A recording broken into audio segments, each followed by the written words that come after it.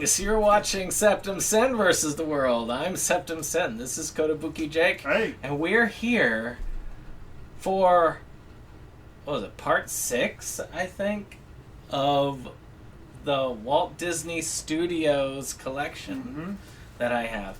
These are all the films I have in my collection that were basically produced and or distributed by Walt Disney Studios, meaning pretty much that they brought them to theaters here in the United States. And actually, it was a lot of films. Now, I've got one stack we're going through here today, and then one stack to go. Of course, Disney is still going strong, as evidenced by the film we saw this past weekend that was perfectly representative of everything Disney Studios has put out. But now that they are no longer doing their own manufacturing, and Sony, who got the rights to do their manufacturing, is cutting back on their manufacturing, will we ever see those on physical media? We can, well, you know Deadpool and Wolverine will get a physical release. I am hoping that Inside Out 2 gets one. Yeah. I mean, I'm sure they will. I'm sure they will get... And Inside Out 2, both of them are breaking box office records. Like I read today, Inside Out 2 is the highest grossing animated film in American history. We're actually going to be ending this at what would we'd say a new low area for Disney, which we are, by the way, in right now. You're starting on a high point, though, if I'm not mistaken. Well, yeah, but Pixar never really went down in quality for a little bit. That's debatable. So... This is actually the only Disney animated film, and I believe they were fully owned by Disney at this point, that has been released on Criterion. And sadly, one of, I think, 3 animated films Criterion has done. Freaking snobs. And that is WALL-E. WALL-E. So this Pixar film is about this robot that's kind of left after the human apocalypse, after we trash the earth, so in our immediate future. And the humans have fled, and WALL-E is one of these robots that's just sitting there tasked with helping clean up the earth. And a scout robot named Eva gets brought down to check out the earth to see if life can be supported there in the future. And WALL-E kind of falls in love with Eva, and they have a cute little love story there.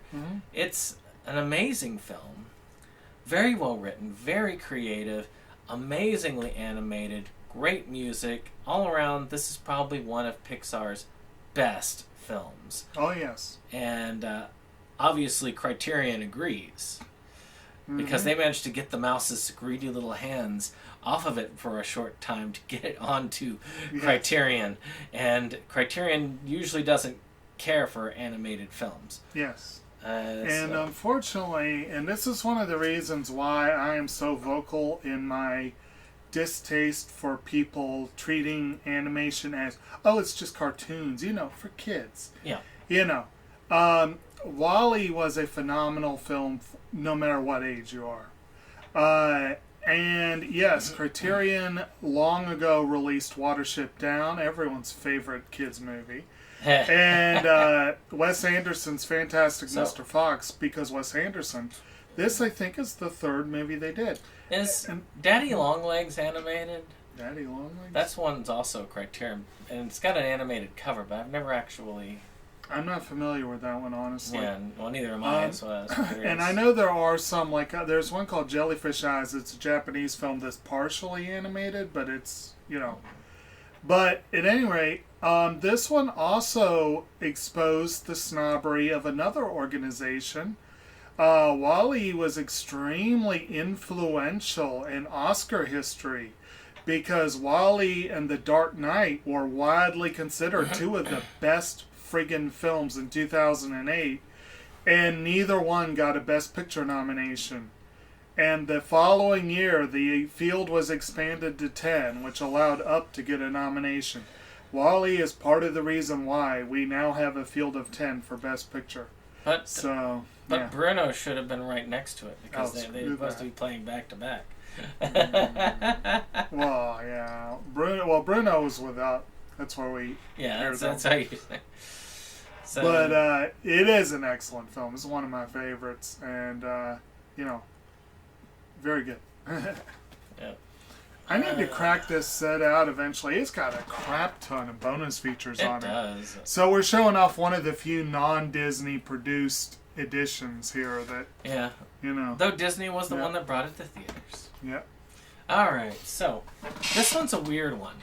Because I believe it's only part 2, or it could be part 3. I can't remember. Only one of these counts. And that is the High School Musical trilogy. High School Musical China technically is not. I know that High School Musical 1 was definitely a straight to TV, which is why it's not counting. Well, on the back, it says TVG for the first 2, but it only says Okay, G. so the third one, senior year, actually did make it to theaters, which is why it's on this list and not our part 1. And the reason why these 2 are here is the same reason why a lot of those Disney sequels are. They're attached to the release. Out of the 3, there's only one worth your time.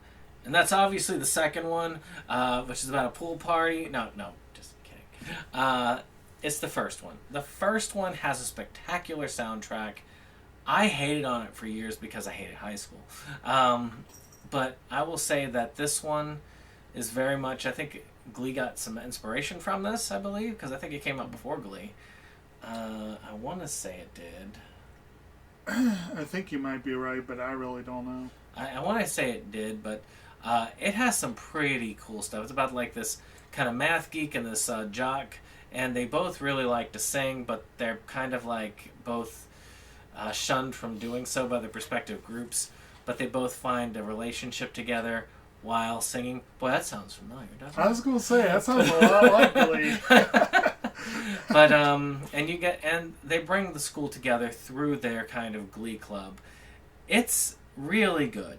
The second and third one aren't really worth seeing, to tell you the truth. But if you haven't, you should watch the first one. It's well worth your time. Just pretend the others don't exist. Do they try to hit the depressing notes as much as Glee does? There are some depressing notes, but it's not nearly as it's not as over dramatic. We started calling Glee glum after a couple of seasons. This one, I've never seen any of these. One day. I watched actually a pretty in-depth retrospective on Glee. It's like what went wrong, where did it go downhill. Now this guy says it went downhill after the pilot. But then said, as far as ratings are concerned, it went downhill after season 3 ended. Which makes sense, because that was when the high school stuff ended. That's when they split it up, and then they couldn't decide that we're going to make Wasn't that also when one of the leads died? Yeah, Corey Monteith died at the end of season 4. Oh, okay. So he was around all the way up until the end of it. It was season 5 that they did that. But this one they split him up, and they were going to do a what do they call it, a 2 series. One in New York following the New York people, and then one following just Glee, the main series. But yeah.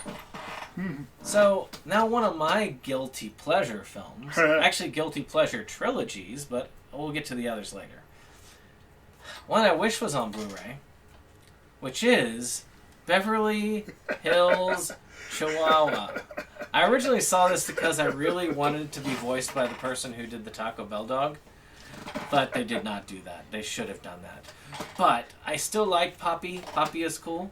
But you have the Beverly Hills Chihuahua is actually the one in behind, and she's this pampered Chihuahua and ends up being taken to Mexico. And Poppy, who is the gardener's dog, he ends up going after her to save her, and she's got to learn. Now you've actually got Cheech in it, but no Chong, which is kind of sad. They could have done that because they had. Is he in it, or is he one of the voices? He's one of the voices. That's what I thought. As I think he's paired up with this iguana, and the iguana could have been Chami Chong. Yeah. I think he was in jail at the time. It might have been during that time he did that jail stunt, but that would have been a perfect pairing. It's not good. No, it's a terrible film. It really is. But And yet he went on about it as one of the best films. Wasn't this on your Oscar list for that year? it was. I love this film. It is terrible. I acknowledge it's terrible, but I love the film. It's just one of those that I just love to watch. I don't know if you ever got to see it. Never saw it. I think I might have seen bits and pieces. Frankly, I never had the desire when it came out. What? Over the years, I've grown curious. I'm guessing Piper Perabo is the main female. Maybe. I think she's one of the live. I think she's the spoiled okay. princess character. That's actually. Here we are with human. the voices of Andy Garcia, George Lopez, and Drew Barrymore. Okay, so okay. One day I'll see it. I guess I don't know if I'll ever spring for the sequels. It's a fun one. I just enjoy it. Now here's one that's not. Really... So, do you agree it's the greatest Chihuahua movie of all time? Trying to think of any other Chihuahua movies out there. Well, I guess out of the ones I've seen, sure. So this is one that I got purely like some of the others to finish up my Disney animation collection because it's a horrible film. I have seen it, and I'm almost ashamed to say I did. And that is Mars Needs Moms. I've heard of this. This is one of those that has that kind of Is this old? Polar Express, yes. Oh, wow. Style animation, that kind of motion capture, the CGI motion capture style.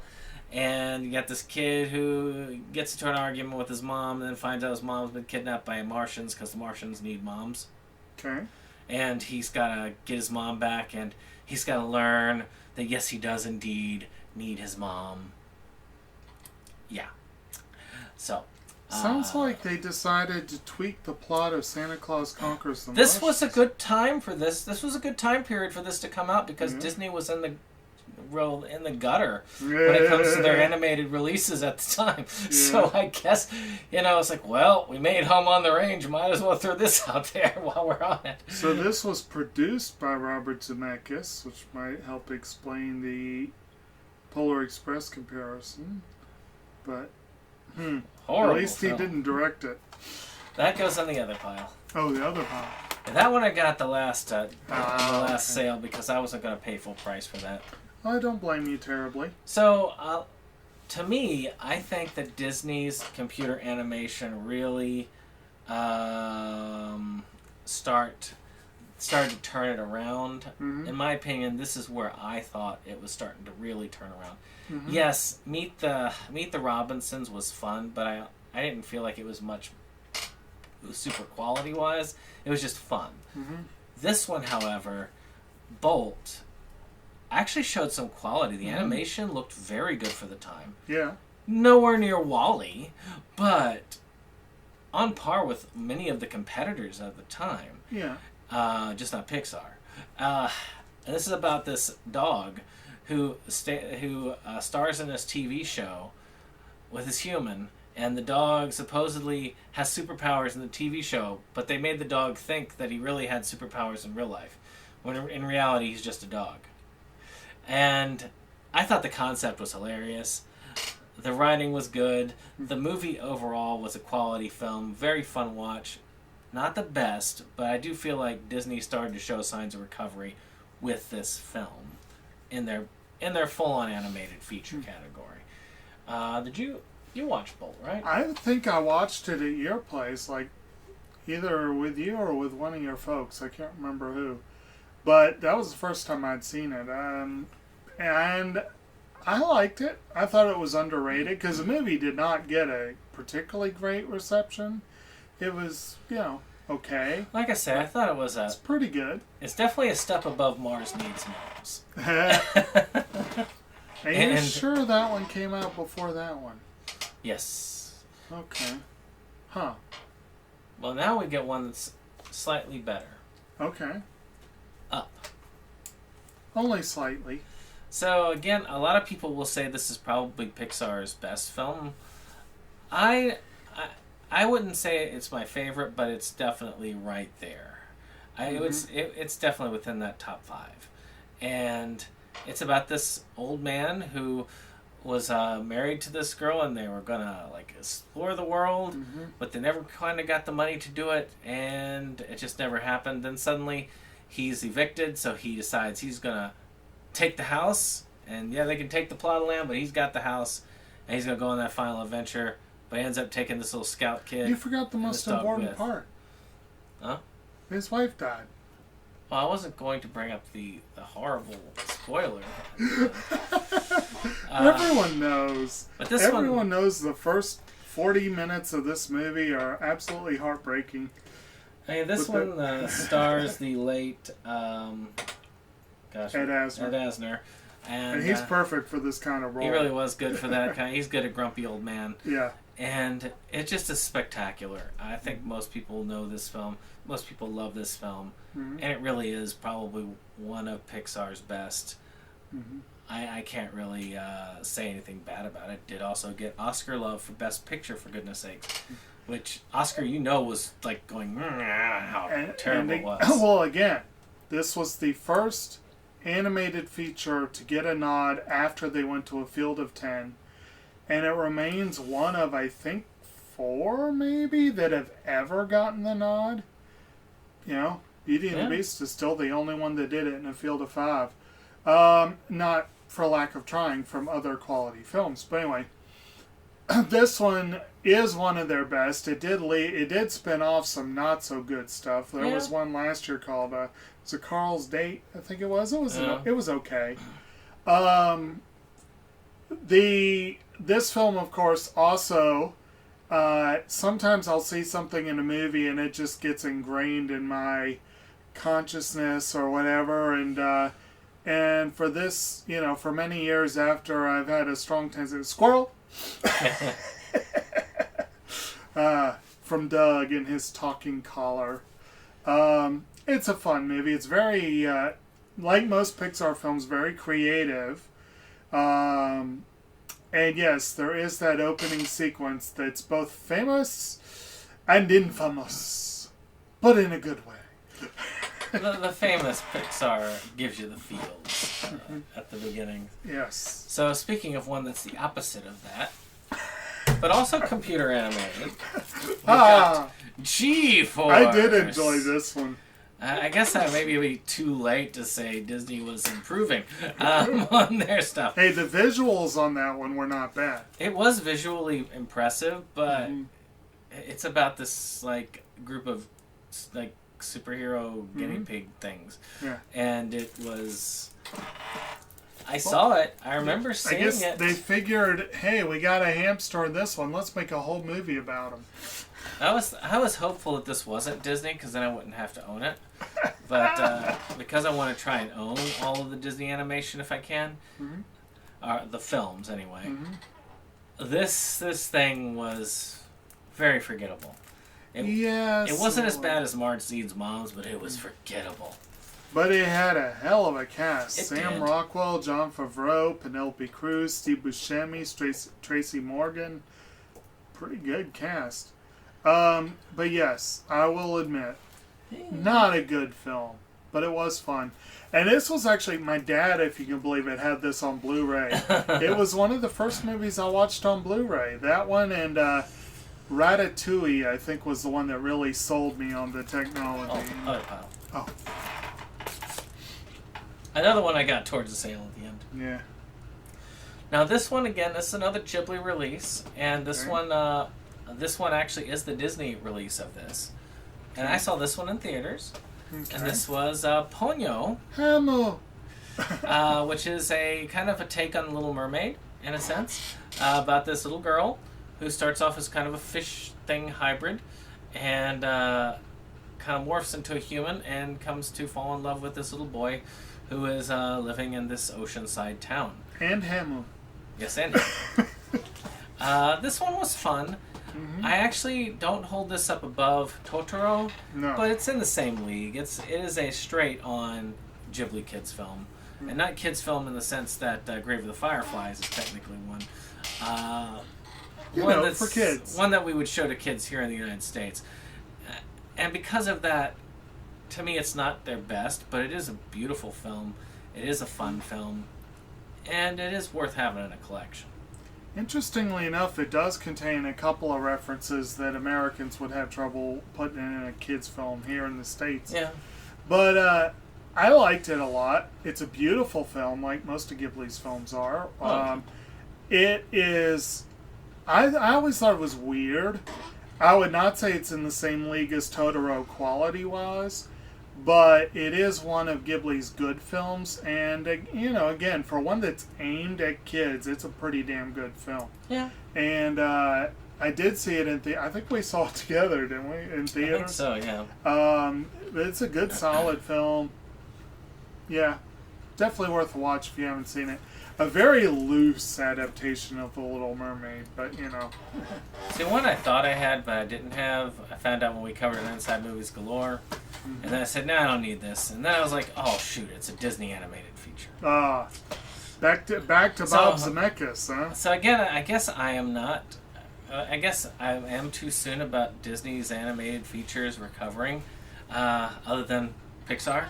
And if you count Studio Ghibli, but those are kind of always on top, at least for the time being. But one of my least favorite adaptations of A Christmas Carol. I mean, it was all right, but it pushed too far into the 3D aspect. Yes. And, I mean, Polar Express did that too, but not nearly as much as this did. Yes. And... it tried to turn the friggin' story into an action story. I mean, it was okay, and it covered all the beats, and Jim Carrey did a decent job of the voice acting. And... The models do look pretty good.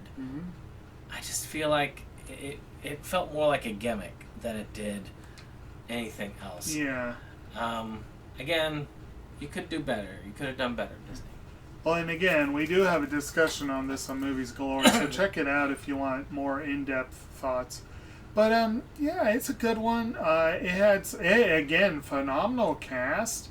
I think Jim Carrey was miscast as Scrooge, but he was an interesting choice.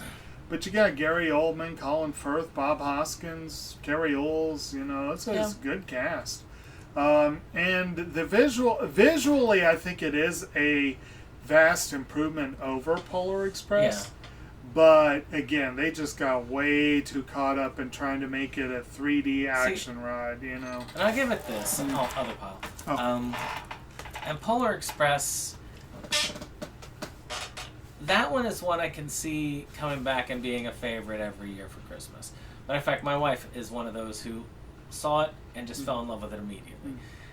This one, I don't see that as... it's possible, but I don't see it being as easy to... I think if you saw it at the right age, you would have been blown away by it. But you gotta be... yeah. And in the right way. Yeah.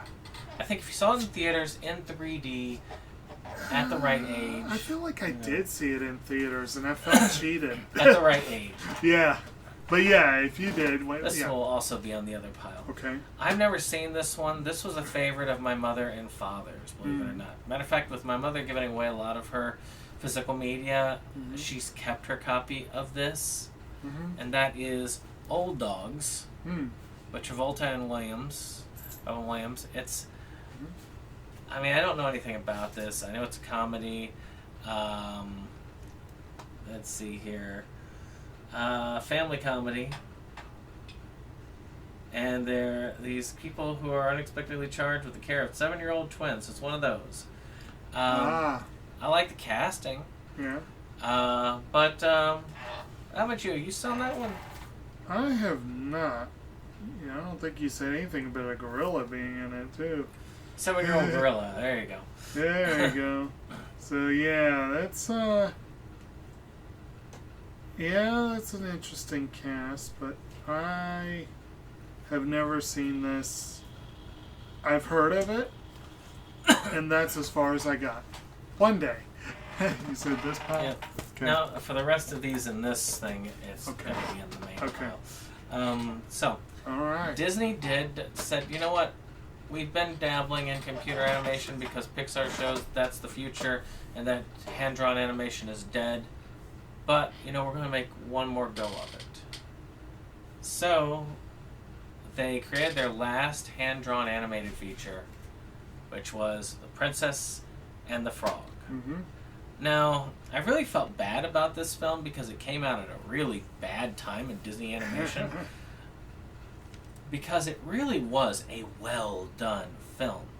This one had a lot of quality to it, and if you compared it to any of the films, I mean, shoot, look at the stuff we've already been covering. Yeah. If you covered any of the Disney films at the time, animated features, Princess and the Frog was spectacular compared to those. Yeah. And it was a really good one overall. I think it stands up pretty well in the lineup of animated ones, and it has gained a following over the years, but alas did not have as big a following when it first came out, which was Disney's thought of, well, hand-drawn's dead. Nobody wants to watch anything hand-drawn, as reflected by their spectacular performance of their own computer movies, like Chicken Little and so on. But still, great film. I'm glad I have it. The first African-American lead in a Disney animated feature, and one that fits well. Well, more to the point, the first Disney princess who happens to be African-American. And she is a perennial favorite. I mean, I work in a library. Kids get stickers. Tiana is a favorite. And this movie is a favorite. And I freaking love the soundtrack. Her big anthem, Almost There. Dr. Facilier, the villain, has this Friends on the Other Side. Both of those are really great songs. I think this was Randy Newman doing the music and songs, wasn't it? So, one of his mainstream Disney projects. Good, solid stuff. They worked really hard to give it sort of that Dixieland jazz flair. It's a good, solid film. I think I think the reception was better than you gave it credit for, but not good enough. Disney was looking for an out. Yeah. They were looking for an excuse to stop doing these kind of films. Why? Who knows? But I think they would have backed this one more firmly if they hadn't been trying to do that. Who knows? But good one, worth a watch.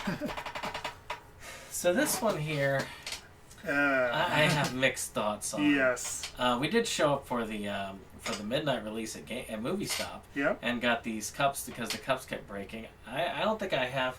I might have the saucer. I know I have the cup still.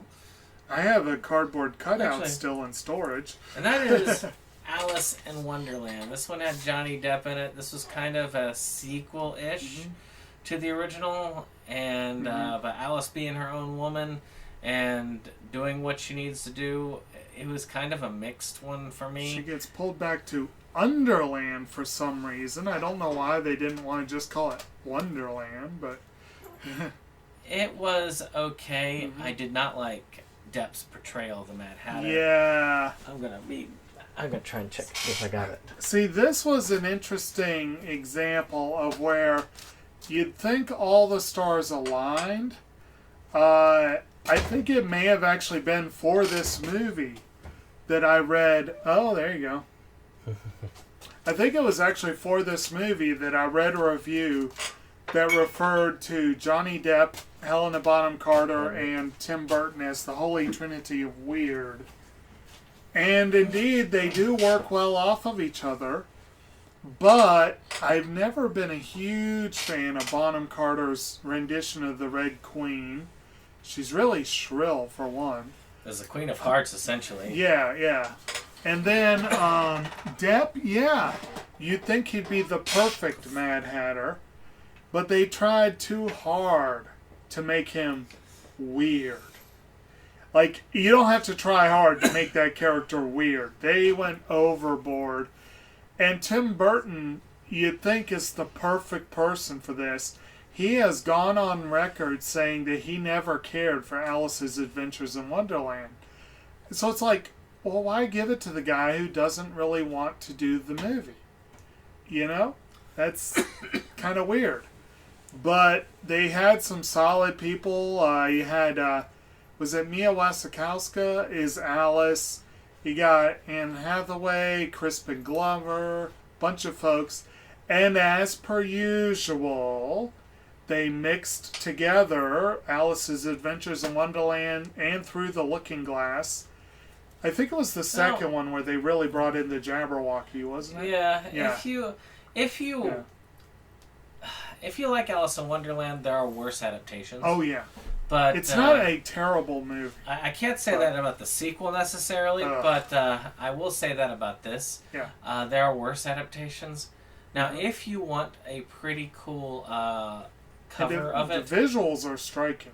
Visuals are striking. Danejurous Arts did August in Wonderland, which I was watching over a previous Versus Awards when that was taking place, and we actually make an appearance in that as the. I play the Mad Hatter. And I'm the March Hare. Yeah, so we get to and we do it in that 2022 Versus Awards as well. And it is a very well done series. Unfortunately, he's given up on that channel, but I will say that one and Oztober both were amazing months worth. If you really like Alice in Wonderland, you want to see how it did in film. He does a good job with that. So again, Danejurous Arts. I think it's still in the description below. All right, so this one is what a lot of people will say is arguably the best of the Toy Story movies, though a lot of people like 4 as well. And that is Toy Story 3. Now this one takes on a different role where, Andy is kind of like too old for them, so they end up going to this new... Well, they kind of get donated. They get dropped off at it was at a preschool, wasn't it? Or or daycare, something like that. So, and they do find another home by the end. And this one has a lot of tearjerker moments. It's very well done, very well animated. Probably the story should have ended here by all rights, but it hasn't. We're going to be back with Toy Story in our next part. Were the Toy Story of Terror and the other, they came after this, right? They came after this because they had the new toys that they debuted at the end of this with the little girl. The Crack.com does their photoplasties, and they can be a lot of fun. And they had one, if movie posters were honest, and their poster for this one just said, "You're gonna cry." Actually, I think IMDb, if I remember correctly, for the longest time had it in their top 100 above any other animated feature. Well, I don't know. It was briefly above any other one, but it didn't stay there long. But it is a highly ranked film. I'll bet it's still in the top 250. It's a great film. Toy Story, I have never been as huge a fan as everyone else seems to be on this series. But I respect them for what they are. And I actually do think as far as hitting you in the feels, the third and fourth one actually do it at least as well as either of the others. And I have all 4 in Steelbook. Yeah. And this is a good solid one. Yes, it would have been a great point to end it. I can't believe they're doing a Toy Story 5. That's a really hard push right there. 4 was a hard push, but it was doable. But 5 was a really hard push. But this one ended in a way to where 4 could continue on. 4 ended in a way where... I have no clue. Yeah, we'll find out, I guess. So, this next one, I have still debated on whether to get rid of it or not. Which is The Sorcerer's Apprentice. This is a Nick Cage one, where Nick Cage is a sorcerer. And this is adapted from the little part of Fantasia.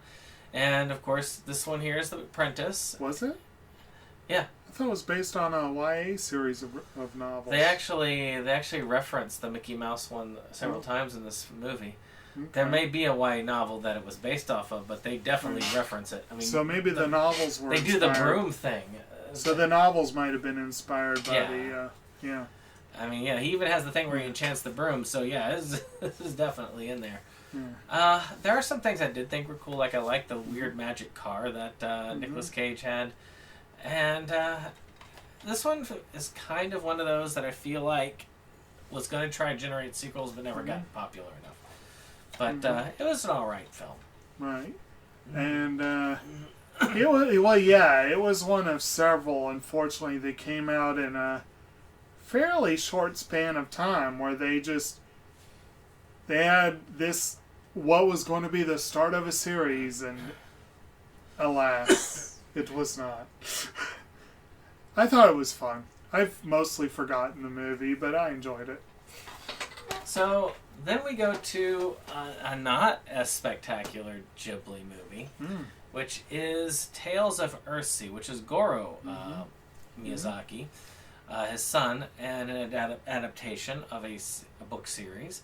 I've actually got another adaptation of Tales of Earthsea that Sci-Fi did in live action. By Ursula K. Le Guin.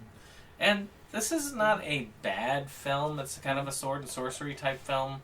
It's just not great. It has a creepy villain. A very bloody ending to it. Well, the film debut as director of Hayao Miyazaki's son, Goro, and wasn't it? I'm not familiar with the books, but if I remember correctly, didn't they try to condense a whole bunch, they did. Several books into one? I think that's one reason people didn't like it as much. But like I say, it wasn't decent enough it's not effort. bad. Yeah. Not my least favorite Ghibli film. I'm less familiar with that one than most of the others, but I have seen it. Though oddly enough, my least favorite Ghibli film is also by Goro Miyazaki.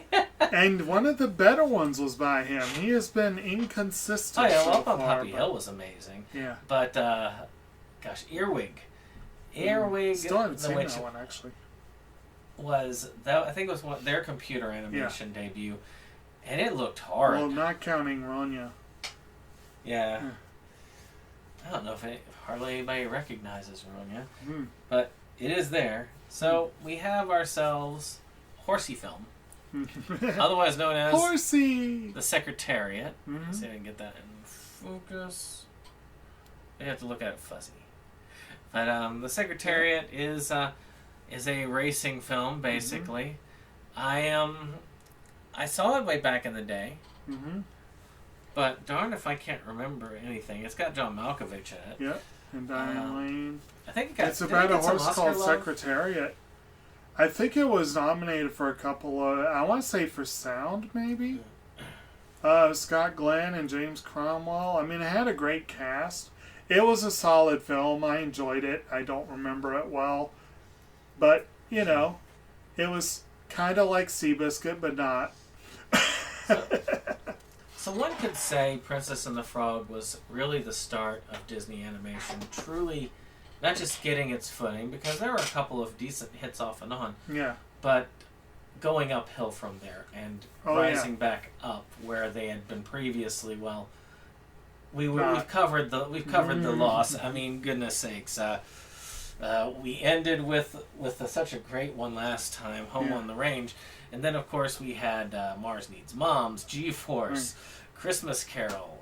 It's like... Now, it should be said that this next one was Disney succeeded in spite of themselves. Yes. Because not only were they being all doom and gloom about traditional hand-drawn animation, but then they also didn't have the balls to go with the actual title for this movie, instead giving it the most bland, generic title they could think of, and yet it still became a hit that people love to this day. And that is Tangled. Yeah. I would say this was probably the first time that Disney's computer animated really could compete with Pixar in quality, because it really did. It looked good. Yeah. This was a beautiful film. Probably the most, at the time, beautiful Disney, not Pixar, non-Pixar CG film. Yeah. And of course, it's about Rapunzel and her magic hair and a few other things. And it is a very fun film. It is very well loved. And I really say that Princess and the Frog, I think, really kicked off the newer Disney Renaissance, so to speak. They have these little Renaissance periods, and this is one of them. But this one really showed that Princess and the Frog was not a one-off. As in some of these little small spikes had shown that they, no, here's another flop. So this one showed, oh no, we are on the rise. We're going to knock out some bangers from here on in. Not to mention that Rapunzel is voiced by Mandy Moore, which they lent a really high quality to the vocals on the songs. Yes. I believe it wasn't Zachary Levi that plays Flynn. Yeah, I think so. And then you got Mother Gothel is actually one of the more disturbing Disney villains out there. She's a great illustration of parental abuse. Yes. And but it is a fun movie, and of course the horse is everyone's favorite character. Well, yeah. So. Yeah. And I believe that did win the Oscar for original song, wasn't it? I think it was because I See the Light was really well done. Yeah. Now this one here, Disney can't be all on board. Although, I do have to mention, because this was also, I remember distinctly, this was also the year that The Disappearance of Haruhi Suzumiya came out. And not Disappearance of Haruhi, it was Summer Wars. Summer Wars. So this one and Summer Wars were both phenomenal films, but it was when they still only had 3 nominees for animated feature, unless there were 16 films nominated that were, eligible, and they didn't count The Disappearance of Haruhi Suzumiya for reasons. So this one and Summer Wars could have been the first non-Ghibli anime nominated. And then this really high-quality Disney film. Neither one made the cut because of the stupid-ass rules they had. So this one wasn't too bad, but they were trying to go back to the well. And Disney has unfortunately decided to do that lots in the current age. As many studios have. But this was Tron Legacy. Now, this one follows up from the original one, and about the main character that's kind of following his father into the arcade machine, and it is surprisingly good. Yeah.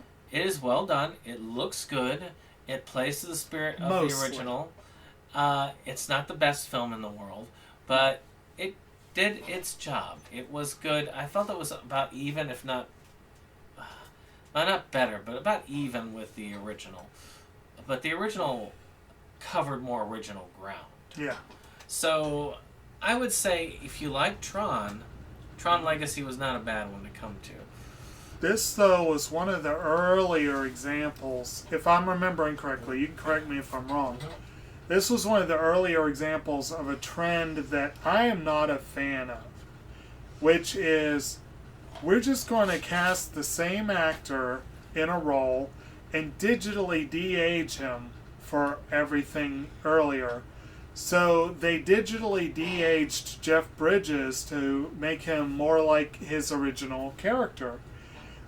Which I understand it for continuity's sake, but for one, the technology wasn't nearly as good here as it has been in later films. But two, I just don't like the use of that technology. I feel like it robs jobs from actors, and it's kind of creepy, especially before it was perfected. It was kind of creepy. Because when The Irishman, they did an amazing job with that. The Irishman, and then in this past year, they did it with Indiana Jones and the Dial of Destiny. Yeah, they did a pretty good job with that, yeah. too. Mm-hmm. So, of course, I had to... Of course. Get the sequel to Beverly Hills Chihuahua. Now you have the Chihuahua puppies. Because, of course, Poppy and I can't remember the female Chihuahua. They get married. They get the little one with the tuxedo and the dress there. And then they have their babies. And the babies now have to prove themselves in the wild. Mm-hmm. And show that they are... what was it? Aztec Chihuahua warriors or something like that. And be all they can be. Again, this is trash, total garbage, but I love watching it. When you talk about guilty pleasure films, these come right to my mind when it comes to films I enjoy that are horrible films. Never seen it. Don't know that I want to. Speaking of horrible films and sequels, we finally get the 4th Pirates of the Caribbean on Stranger Tides. Now, that was alright. It was a definite downgrade from the original trilogy, but they wanted to keep going. This one had mermaids and a treasure garden and Blackbeard. And Penelope Cruz. And it was okay. It was watchable. It was enjoyable enough. But this one told me they're beating that horse to death. But they didn't realize the horse was already dead at the time. But they got to grunt once, so hey, it was a little bit. No. This on Stranger Tides, they're beating that seahorse. But yeah, anything with Penelope Cruz is watchable by definition. Was this the one that introduced Ian McShane as a major character? I think so. Yeah. Yeah, I will agree. This was not a great movie. It was not terrible, and it is watchable. I do think they were trying again to recapture the fun of the first one, but they still took themselves a little more seriously than they should have. And you're just not going to recapture that first movie. I'm sorry, it's just not going to happen, or not likely at any rate. So of all companies, Pixar took a slight misstep by giving a sequel to a film that I was already a little bit iffy on. And that is Cars 2, where you've got Mater as the main lead, technically, because he is a spy tasked with saving the world. It's essentially Cars' version of The Man Who Knew Too Little, you might say. It's watchable and it's enjoyable, but we were just talking about Up. Well, and Mater does get the best line of his career. Yes. Where you got Michael Caine plays this British spy, and he's like, Finn McMissile, British intelligence. To Mater, average intelligence. I did like the thing where they got the wasabi, and he thinks it's pistachio ice cream. It's like, no, it's pistachio ice cream! Right. It done turned! but you know, it's just... so that did actually give me a lot. It had some fun stuff. It was not a bad film by any means. It was just by far the weakest Cars movie, and one of the weaker Pixar films. I was going to say, by Pixar standards, this one was not good compared to... Although, as I've said before, a bad Pixar film is still a good film. We could also say things about Tale from Mercy. A bad Ghibli film is still a great film, you know? So, I would say that this was... that actually this could be one of the last hand-drawn ones that we didn't think about, which was the Winnie the Pooh movie. Yeah. Now, I keep forgetting about this one existing, and I'm sad that I have this only on DVD, but the Blu-rays have been sold out, and they're extremely expensive. And this was kind of an homage to the old Winnie the Pooh animated and books, and no, he wasn't killing a bunch of people, as some of the other stuff. But it really was a shout out to the classics. It was very solid. It was very well done, well acted, and a very enjoyable animated treat for many. If you like Winnie the Pooh. Not to mention, John Cleese is the narrator, so that's pretty fun. One thing about this one, though, 63 minutes. This was a full-on theatrical release, and it was an hour long, which is probably great if you're taking your kids to the movies. And then until you think, wait a minute, I just paid to take everyone to a movie that's an hour long, and now we got to figure out what to do with the kids for the rest of the afternoon. Kids, we're going to hide in the seats and sneak into the next one that goes. So, Disney, of course, owns the Muppets. We know this.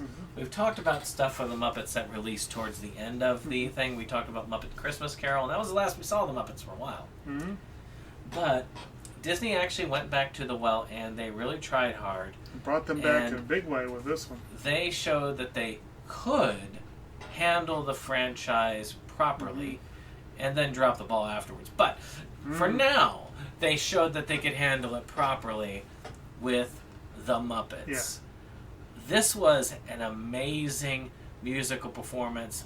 This showed that, yes, Disney could do a really good Muppet movie, that they could do one that actually understood the comedy of the Muppets, understood how it was. Again, their theater's in danger, so this guy and his brother, who is a Muppet, which is up here at the top, they actually go in and try to get the Muppets back together to save their theater and get things back together. I loved this one. This one is an amazing film, probably one of the best Muppet features out there. It is amazing that they managed to pull this off, especially with what came after. And it doesn't hurt that they had such a solid cast. You got Jason Segel and Amy Adams as the main good guys, and the villain is Chris Cooper. Maniacal laugh. Maniacal laugh. Maniacal laugh. So, all right. I want to say this was the last film that Disney produced for Ghibli. It could be. I could be wrong, but I think this was. And it got a unbelievably and irritatingly weak release. I did see it in theaters, though, and that was The Secret World of Arietti. I feel like they had kind of lost all faith in it, which is sad. But this one's, the borrowers, essentially. Yeah. Or if you grew up like I did, The Littles, which was a cartoon show that was based off of The Borrowers when I was growing up. Because you got these little people called The Borrowers who steal a little bit from the households to help themselves and have to remain out of sight. But then one of them, the main girl, Arietti, befriends this one boy who's kind of recuperating from his health in the home. And this one has... Recuperating from his health, huh? Yeah, he's trying to hide from it. This one, to me, has one of the most spectacular soundtracks of a Ghibli film. Oh my God, yes. It's not the best Ghibli film, but it definitely has one of the best soundtracks. Oh my God. No, this one actually, superfan Cecile Corbel. Man, I almost lost that for some reason. She's a French harpist. Actually sent Ghibli a audition tape, and they almost always use Joe Hisaishi for their music. He is their composer. They let Corbel do not only the score, but she wrote a song called Arietti's Theme that is an absolutely gorgeous song.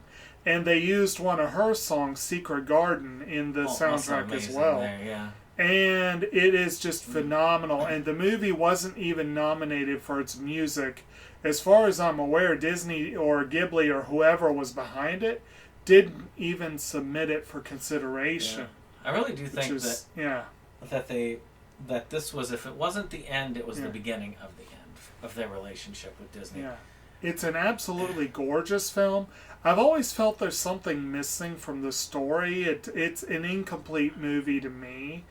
But it's absolutely gorgeous. The music is absolutely gorgeous. So even if you feel a little empty afterwards, the ride is awesome. Yes. And it's worth a look. Not the best, but definitely a good. Am I remembering correctly that The Borrowers is a Mary Norton novel? It's been too long. Because they have gone to that well several times. Yeah. They when Marnie was there, it was also based on the same author. That was an amazing film as well. So, Pixar goes to the Disney well for once. Yeah. And also a phenomenal soundtrack on this one. And we actually see the only Pixar Disney princess. Which, I guess since they are officially, at this point, Disney, it works. But that is brave. Mm-hmm. And you've got this, it's about bears, and about the people who love bears, and gingers. And this princess, who is kind of this tomboyish princess that wants to be free with bears. Mm-hmm. And the bears. And a good mother-daughter relationship. But again, this feels far more like a Disney animated film than a Pixar animated film. But it does still have some of that Pixar quality to it. So it's stunningly beautiful. Yeah. It's stunningly beautiful. The music is phenomenal. Even has a little Ghibli feel to it as well. Well, I mean, these both had similar, both of them. Absolutely stunning visuals, absolutely stunning music, and both of them will make you go, man, I wish that was just a little better. Yeah, it wasn't the best Pixar film, but it was a fun film. It was good. I liked it better than Cars 2. I loved watching it. Yeah. I really did. And this one also, I believe it was, again, important for representation.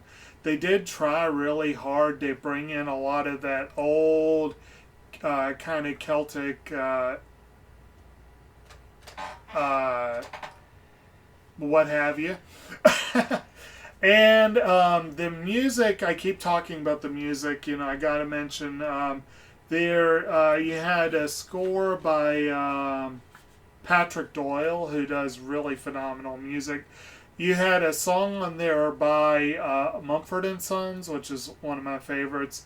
And you had Touch the Sky by Julie Fowlis. I've actually had the opportunity to see her live, and she performed Touch the Sky, which makes it the first time I got to see a Disney song live by the original artist. And that was great. Everyone loved it when she did that one. So it's pretty cool. And she has made it her life's mission. She hails from a very small island off, I think, the coast of Scotland or what have you. And they have a dying language, a dying dialect. And she tries to keep it alive in her music. So it's really cool. She's worth looking up. But, yeah, good times. Speaking of worth looking up. Oh, jeez. We have the last of the Beverly Hills Chihuahua trilogy. From cultural representation to cultural exploitation. The last of the three.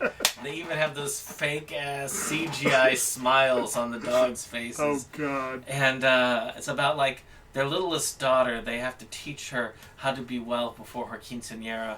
And it's something. Viva la fiesta! So, but take a look at that cover. See, look at the smiles on the faces, how terrible that looks. Yeah, that's not good. Oh boy, it's beautiful trash. But it's like that Steven Tyler song that he did for the one of the Sesame Street movies, Elmo's movie. He's like, I love trash. Alright, so again, Disney does a very good job working with Tim Burton. And they adapted one of Tim Burton's first films. Well, they allowed him to go back and readapt it. Mm-hmm. So, and this one is Frankenweenie. Mm-hmm. Now, this actually does come with the original short that Tim Burton did, so one of his earliest works. Mm-hmm. Actually, I think it has a couple of his earliest shorts on there. It's some good stuff in this, and I really do think that this is one of Tim Burton's stronger efforts over the years, and probably one of the best one. I always find Tim Burton amazing visually and some great ideas, but a lot of his films lack heart and warmth. This one has that. I don't know about that. I tend to think that more Zack Snyder. Well, but like he's like Snyder in that they have these phenomenal vision. They run with it. But Burton, I think, is all heart. He has no self-control. Like he has a weird form of heart. Like he's very gothic. He's very, very gothic. See, to me, whenever I watch a Burton film, I feel like there's something missing emotionally. That there's a piece in the puzzle gone. Yeah. But not here. This one actually felt very warm emotionally. Well, it was a story that meant a lot to him. Yeah, it's about a boy and his dog. And how he brings the dog back from the dead. Yeah. And as you do. Yeah, as you do. It was a very good film. Probably one of the coolest ones. I actually figured this one, to me, this one ranks right up there when it comes to those Tim Burton-esque ones. I like it better than Corpse Bride, even though it wasn't Burton, it was still there. And it's not quite as good as Nightmare Before Christmas, though I like it better than Nightmare Before Christmas. But I'm tired. But I get tired of that one. That one was overwatched. So I'll watch this one many times before that one, but that's because I'm tired of it and I don't feel like watching it again. See, I would kind of disagree. I've only seen this one, I think, once or twice. I can't remember. And I did see the short. It just, to me, it was not it's not a story that appeals to me terribly. Like I'm reminded of neighbor Judd's admonition. Sometimes dead is better. But it's a good movie, and I'll agree. Burton, it was very personal for him. So I think there is more heart to this one than a lot of them. It's just the story itself didn't interest me as much as some of his films, but it's a solid effort, though. It's worth looking at. So this next film, again, it proves that Disney can continue to knock This it one out I of the did park, love. because technically this is the follow-up animation-wise, I guess, unless you count Winnie the Pooh. But really the follow-up to Tangled, and this is Wreck-It Ralph. Now, Wreck-It Ralph was another CG film, video game, has another Disney princess in it that I really love. Of sorts. One of my favorite Disney princesses, Vanellope. And essentially this is about a bunch of video game characters from an arcade, and they get together and they're trying to save the arcade. Now, and Ralph is a traditional villain from this Donkey Kong-esque game, and he doesn't want to be a villain. He wants to be a good guy. So he tries his best to visit the other arcade machines. He wants to be a hero. And this one really is a great one. Very well written. This shows that Disney can truly knock it out of the park again and again. I saw it in theaters and I did not regret it. Oh yeah, like you said, Ralph is sort of Donkey Kong-ish. You also have Fix-It Felix, who is essentially a Mario stand-in. I can fix it. Yes, I'm a fix-it. Yeah, I'm gonna wreck it. I can fix it. Yes. Vanellope is in a Japanese racing game that comes complete with a J-pop theme by Akiba 48 called Sugar Rush. I really love that song. I wish it had been up for an Oscar. The Owl City song that closes this out, though, is pretty good. And you also have Jane Lynch's character. She's from, was it Call of Duty, I think, was the sort of the like game. Call of Duty / Halo. Essentially, thing, yeah. So it's sort of like a military, futuristic shoot-'em-up kind of game. You said duty. And you got Alan Tudyk voicing the main villain. You got John C. Reilly and Sarah Silverman as the two main characters. Wasn't it Jack McBrayer that played Fix-It Felix, I think? And then, like I said, Jane Lynch. So you got a solid cast. I love this. I love this movie. Like, this one, like I said, good, but didn't really appeal to me on a personal level. This one appealed to me on a personal level. I loved it. Yeah. So, I said that Alice in Wonderland, it kind of had an emptiness to it for me. Yeah. This one also felt like this. It felt like it was almost there. It was enjoyable. It was good, but didn't quite do what it needed to do. And that was Oz the Great and Powerful. I want to say Wizard, but no. And it's kind of an origin story for the evil queen and for the wizard himself. And I liked it. I saw this one in theaters. It is beautiful. The CG, the stuff there is beautiful. I really did enjoy it, but again, I felt like there was something missing from this. Maybe it's something in the acting or something there, but it's not as... Well, the acting was solid. I mean, it's James Franco and Mila Kunis, right? The two main... And it wasn't as, like I say, there was something about it that wasn't quite enough to make it spectacular, but I thought it was a good film. And wasn't it just... It's Sam Raimi directing, right? I think so. Sam Raimi was involved, yeah. Sam Raimi directing. You also had Tony Cox in there, Bill Cobb, Zach Braff, Michelle Williams, Rachel Weisz. So yeah, good solid cast, great direction, great director in the helm, beautiful. But yeah, you're right. It could have been better. Yeah, there was I say, I can't speak to what it was that was missing, but there was something missing from it. And this and Alice in Wonderland also were notable early entries in what started as a trickle and now has become a stampede of live-action films that seek to either remake or reinvent their classic films. Yeah. So, Pixar continues on their run of sequels that are good, but not great, so to speak. This one's a lot of fun, though.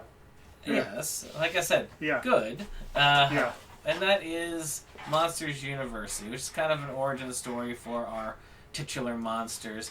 I did like the concept. It was a fun movie. Was it as good as the original? No. But still, it was a decent enough title. And I guess that this is the Pixar term of, they're doing good, but they weren't nearly as good as, say, Up. Well, and as we noted, we got this one following Cars 2 and Brave. It definitely wasn't the strongest point in Pixar's career. And probably not as, and much better than what we're going to cover next, probably. And am I remembering correctly? Of course, you got Sully and Mike Wazowski. I believe Randall was back, I believe. Yeah. Wasn't the main villain played by Helen Mirren? I think so. She did a really good job with that role, too. So, good deal. So, we get to cover some not-so.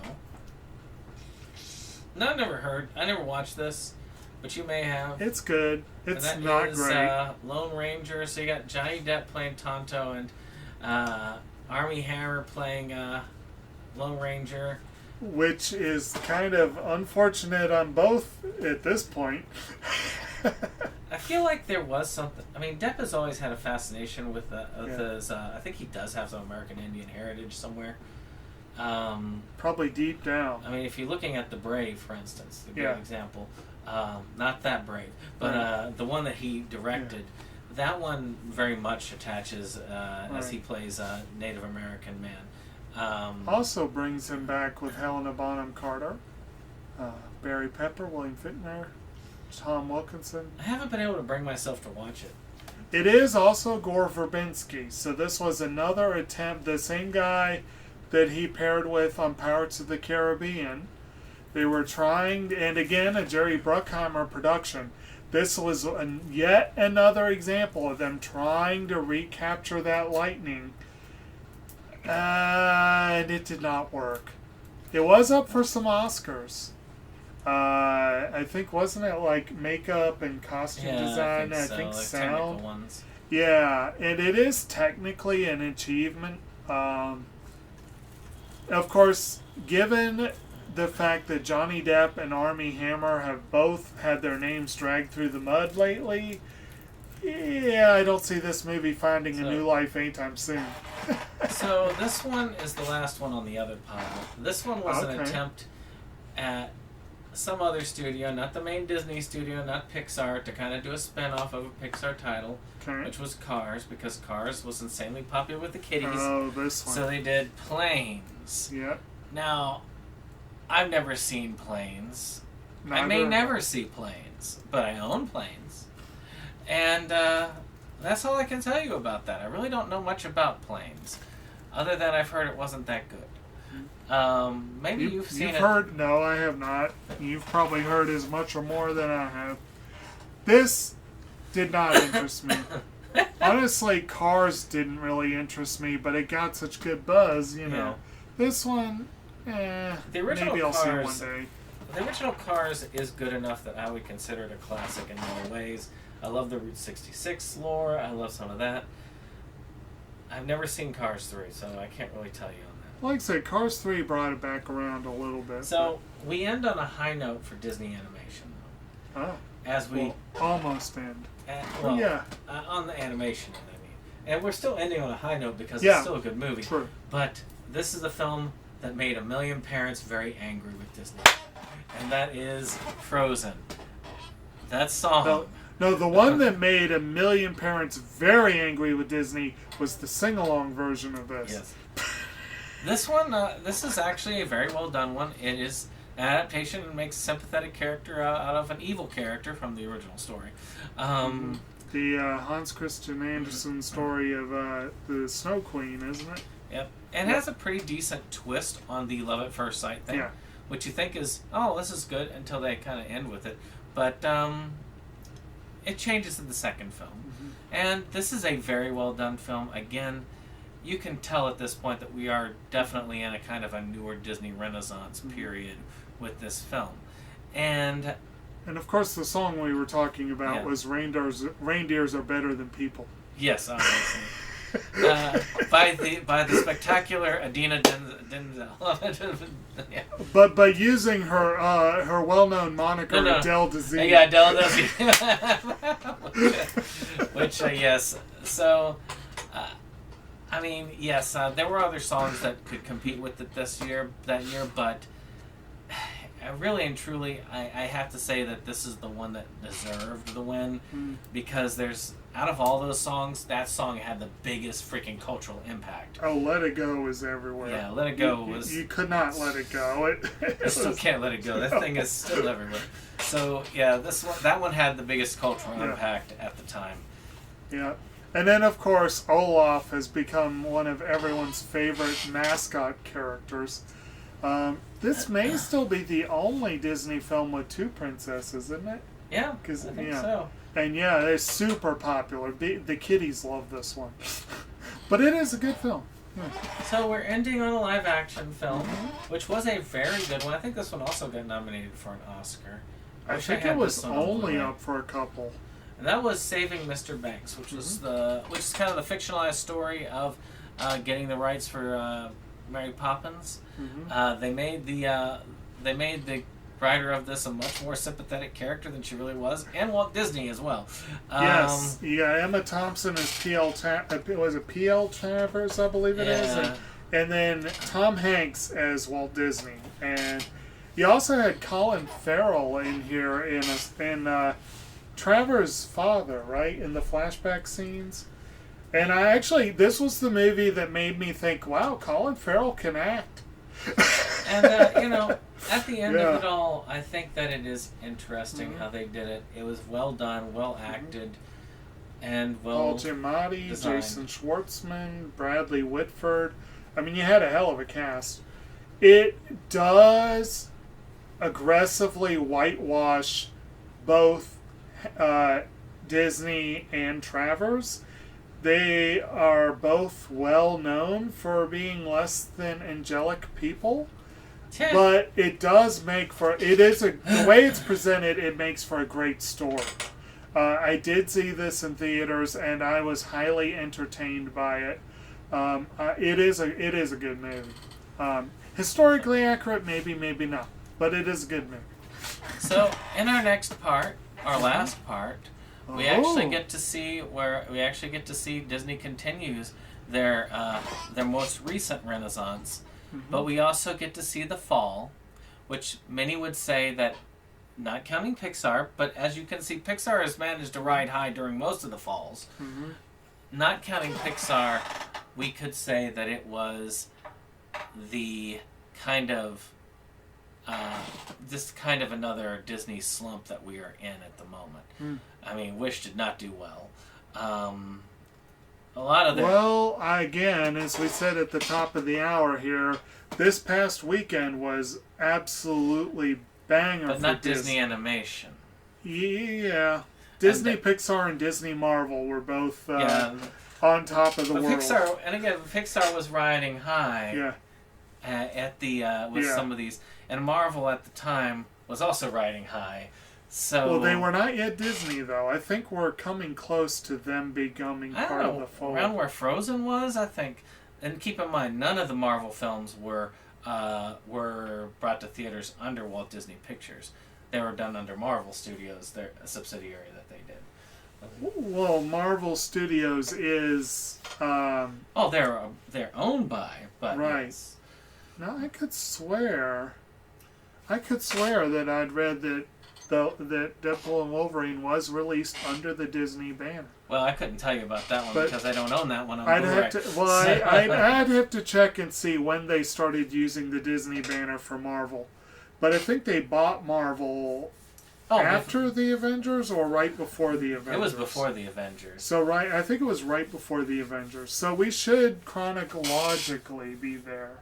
But anyway. But you're not going to see any of them on this list because according to the list that I was given, they did not release under that banner. They kept it under a separate banner, much like the Star Wars movies. Though they technically are owned by Disney, they were still released under LucasArts. Still Lucasfilm? Yeah, they're still... Yeah. So It's just the semantics. But yeah, as I said, it really is. if I was covering every film released after Disney bought them, yeah, we would be at like an 8th, 9th, 10th part. yeah. I'm just thinking. I'm curious about the divisions here because I don't think those Ghibli films were really Walt Disney. According to both Wikipedia and IMDb, they were released in theaters in the United States. Yeah. Under the Walt Disney Pictures banner. Okay. Could be. Now, in Japan, no. No. Currently on DVD, no. Right. But back then, yes. So, which is why I believe we might not have many more, if any, for as far as Walt Disney Pictures Ghibli, because I feel like they kind of fell out of love with each other around that area. I think maybe the next one was, but I couldn't tell you without looking at my stack. Well, I believe the next one was from up on Poppy Hill, if I'm remembering correctly. But we got a lot to look forward to. Yep. We get one more high, and then down to the low. But as we see, Disney is all about ups and downs. We've had lots of ups and downs in our time together with their Disney animation, and we're back into an up right here on this part where we, if you had looked at what we were, we ended last list with freaking the cow movie, and then we're following that up with Mars Needs Moms and G-Force. That's a low right there. So people saying, well, Disney's finished because they've had like 3 or 4 low-performing animated films. It will take more than that to kill the mouse. It'll take much more than that, and Disney will rise again. So that's all with this one. I hope you liked this. If you enjoyed that, hit that like button, hit that subscribe, and share. But we'll see you on the next one. Bye. Bye-bye. This is the end of the show. We hope you liked it though. We had our spin, but I'm afraid it's almost time to go. This is the end of the show, but we felt you'd like to know. A bunch of friends right to the end. Our link just down below. This is the end of the show, so help us let you know. 'Cause here's Jake to say the things we thought just couldn't go. And now we would like to take a moment to thank our friends at the Rebel Gaming Club for our rollicking opening number that has been gracing our videos for some time now. And we want to thank all our friends who come out for various projects and what have you. We have numerous links below, and we very much encourage you to check them out and give the other people a visit as well.